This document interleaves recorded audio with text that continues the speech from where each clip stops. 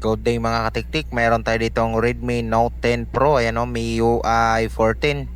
So ipapakita ko to sa inyo mga katiktik, kung paano ito i-bypass ang Google account.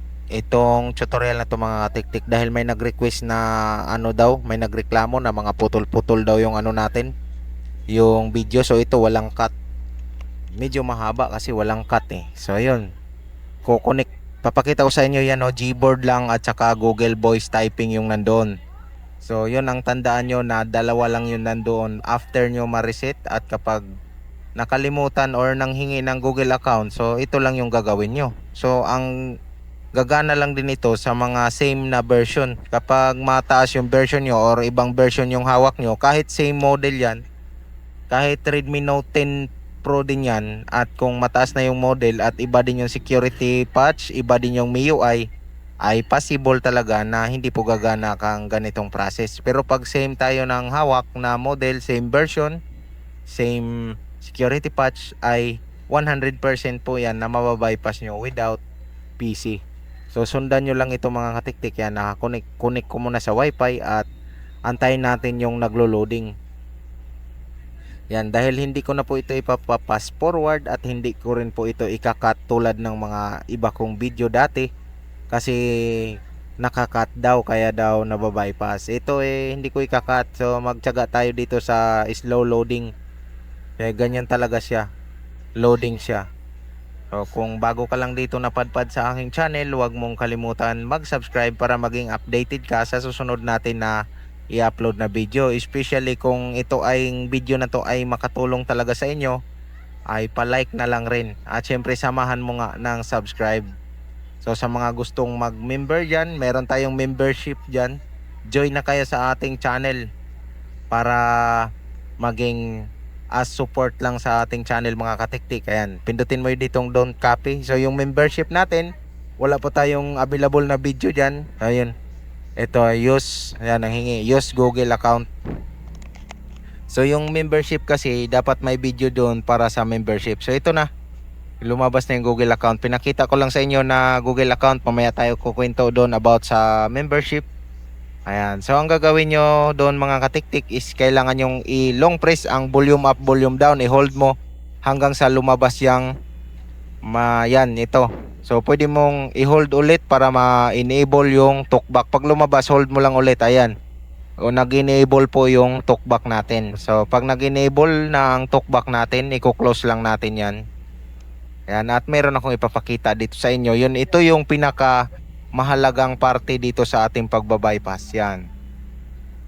Yan, next lang natin. Yung pinatandaan ko sa inyo kanina na dalawa lang, ngayon tatlo na. Ayan Gboard, nagkaroon siya ng talkback braille keyboard. So i-disable lang natin ang talkback. Long press lang, volume up, volume down yon. Talkback is off na. So select natin talkback braille keyboard and then next. So yun ang pinaka-importante. Kanina dalawa lang yon, kaya nga pinapatandaan ko. So punta tayo dito, add network. Ayan, wala nang cut to. Ayan. Tapos ito ang pipindutin natin. Turn on accessibility settings. Tapos ito, accessibility menu. Tapos yan, allow. Tapos got it. So ito, itong parang orange, tap natin, then Google Assistant. At sabihin mo, open settings. Yan. At kusa po yung o-open yung settings. Siyempre punta tayo dito sa additional settings. Tapos, ayan, itong second space. Yan. Turn on.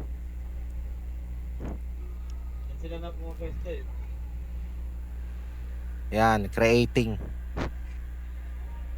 So yun, antay-antay lang tayo mga katiktik. Ayan, kapag nag-black screen yon mga katiktik yung inyong phone, ayan, black screen, kailangan mo lang yan i-restart.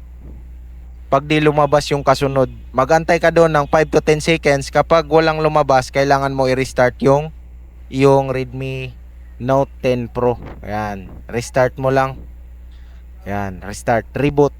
Pindiliin mo yung reboot. Long press mo lang yung power switch para ma-restart nyo. Kasi kapag ginantay mo yun, di talaga lalabas yun. Talagang magba-black screen yun. Kaya magantay ka lang ng 5 to 10 seconds. O kung kaya mo 1 minute, maghintay, wala talaga, saka mo i-restart. Pero 5 to 10 seconds required na yun mga katiktik. Pwede na yun i-restart. Yan, siyempre magantay tayo, hindi ko na to pinapass forward at hindi ko na rin dito ikakat. Yan, antayin natin kung kailan siya magbukas. So balik tayo doon sa membership.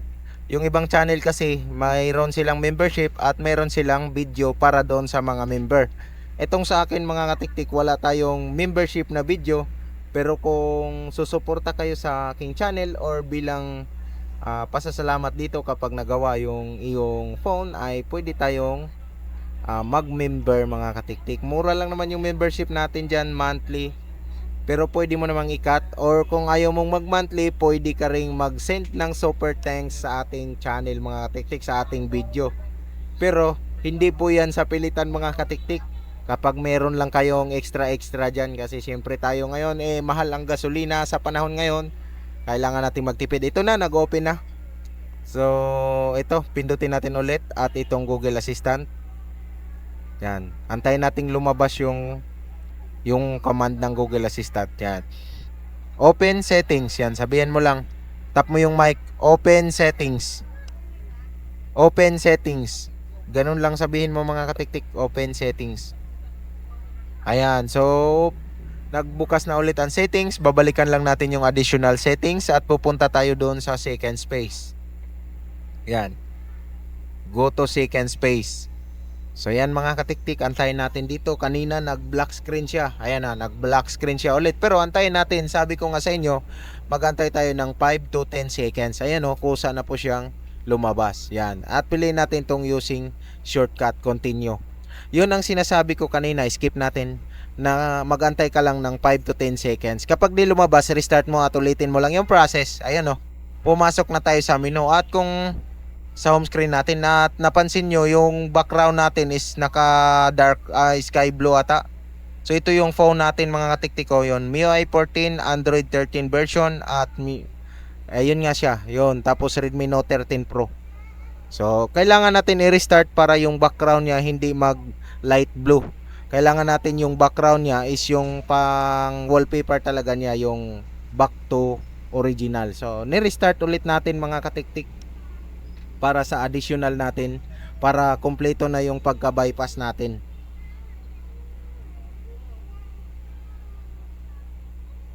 So antay-antay lang tayo mga katiktik para sa additional settings.